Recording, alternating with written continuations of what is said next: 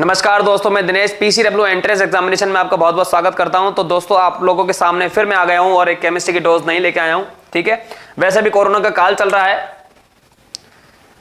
तो डोज तो जरूरी है। वैसे भी अगर आप लोगों ने 2 डोज ना लगवाई है और बूस्टर डोज ना लगवाई है तो कृपया करके लगा लें। ठीक है, चलिए क्वेश्चन देखते हैं। हमारा क्वेश्चन क्या है? क्वेश्चन कह रहा है कि इन फेस सेंटर्ड क्यूबिक लैटिस, है ना? क्या क्वेश्चन कह रहा है? फेस सेंटर्ड क्यूबिक लैटिस है, इसका मतलब है फलक केंद्रित घनीय जालक है में एक इकाई कोशिका में या एक इकाई सेल में, है ना? क्या पूछ रहा है? Equally by how many unit cells. इसका बहुत अच्छा लॉजिक है, देखो समझिए। फलक केंद्रित घनीय जालक में एक इकाई कोशिका मतलब एक यूनिट सेल कोशिका कितनी इकाई कोशिकाओं द्वारा समान रूप से साझा की जाती है। अब इसका क्या मतलब है, क्या कहना चाहता है?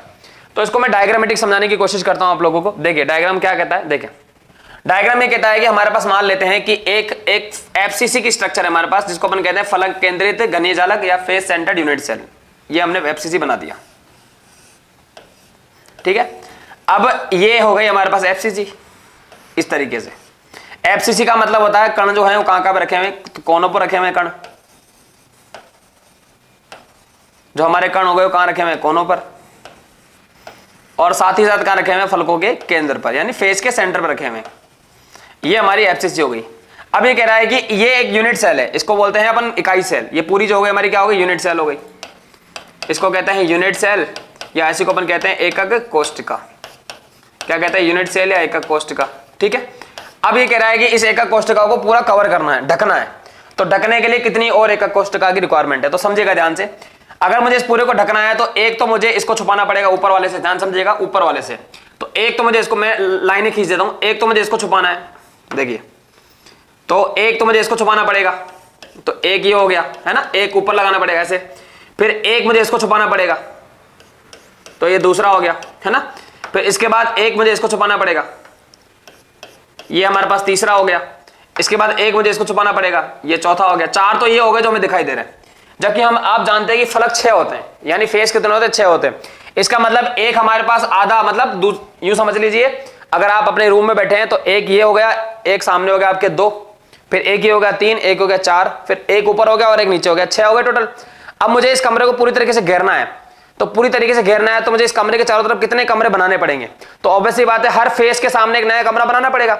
जैसे लेफ्ट वाला है तो लेफ्ट वाले कमरे के पास में एक कमरा, राइट वाले के कमरे के पास में एक कमरा, एक पीछे के वाले के कमरे के कमरा, और एक सामने वाले के कमरे के कमरा। एक ऊपर कमरा बनाना पड़ेगा, नीचे कमरा बनाना पड़ेगा। तो आप देखेंगे एक इसके ऊपर बनाना पड़ेगा इस तरीके से, ऐसे। एक इधर बनाना पड़ेगा 2, फिर एक इधर बनाना पड़ेगा 3, एक इधर बनाना पड़ेगा 4, एक ही बना देंगे 5 और एक ही बना देंगे 6। जैसे ही आपने 6 यूनिट सेल इसके चारों तरफ रख दी, जैसे ही आप इसके चारों तरफ 6 यूनिट सेल रख देंगे, इसके चारों तरफ भी यूनिट सेल रख देंगे, तो कुल मिला के देखें 1 2 3 4 5 और 6। आप जब 6 रख देंगे तो ये पूरा जो है ना ढक जाएगा, है ना? पूरा ढक जाएगा। तो मैं कहूंगा कि एक एफसीसी क्रिस्टल को पूरा ढकने के लिए कितने यूनिट सेल चाहिए? 6 यूनिट सेल और चाहिए। देखते हैं हमारे पास कौन कौन से ऑप्शन दे रखे हैं। पहला ऑप्शन दे रखा है 4, दूसरा दे रखा है 6, तीसरा दे रखा है 2 और चौथा दे रखा है 8। तो कितनी की रिक्वायरमेंट होगी? कितनी की रिक्वायरमेंट? 6 की। तो इसका आंसर क्या हो जाएगा? 6 हो जाएगा। समझ गए मेरी बात? 6 हो जाएगा, क्योंकि डायग्राम भी यही कह रहा है। आप देखेंगे डायग्राम को किस तरीके से बनाया है, 1 2 3 4 5 6। जैसे ही 6 रखेंगे पूरा का पूरा जो होगा हमारा ढक जाएगा। समझ गए बात? ठीक है, तो फिर अब नेक्स्ट डोज में मिलते हैं हम लोग। धन्यवाद, थैंक यू।